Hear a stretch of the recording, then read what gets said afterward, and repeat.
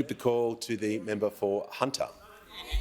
Thank you, Mr Speaker. My question is to the Minister for Employment and Workplace Relations. What is the Albanese Labor government doing to close the labour hire loophole that currently lets employers undercut workers' pay? Call to the Minister for Employment and Workplace Relations and Minister for the Arts.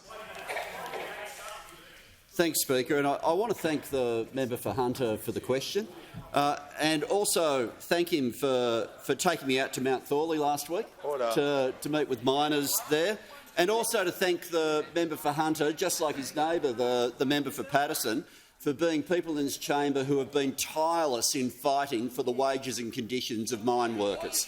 Absolutely tireless. When I was there last week, one of the workers I met with had only recently become a permanent employee of the company. He'd worked for 10 years as a labour hire employee. Now, he didn't blame the company for this. He said it's all over the industry, and if it's going to be fixed, it's got to be fixed everywhere.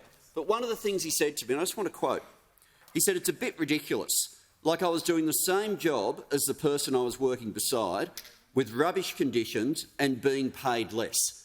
Now, this is because of a labour hire loophole where in this industry, the casuals, you normally think of casuals in terms of casual loading.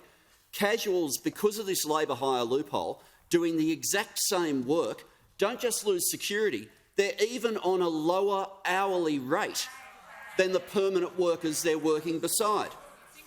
Now, I know there's been some interest in this in the newspapers over the last couple of days. One business has claimed that they've calculated exactly how much closing the labour hire loophole will cost them.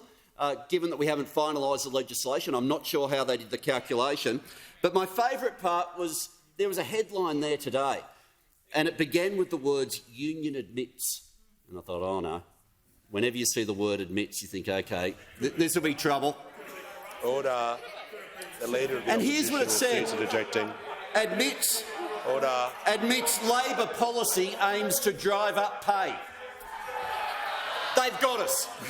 They've got us. Labor policy aims to drive up pay. That's exactly why we're determined to close the labour loophole, and it's exactly why those opposite are so determined to keep the loophole. They've never seen a tax loophole that they didn't want to keep forever, and they've never seen a loophole that drives down wages that they didn't want to defend just as earnestly. The Managing Opposition businesses describe this as a made-up issue. That's his description for it. Well, it's not a made-up issue if you're a casual working side by side being paid less.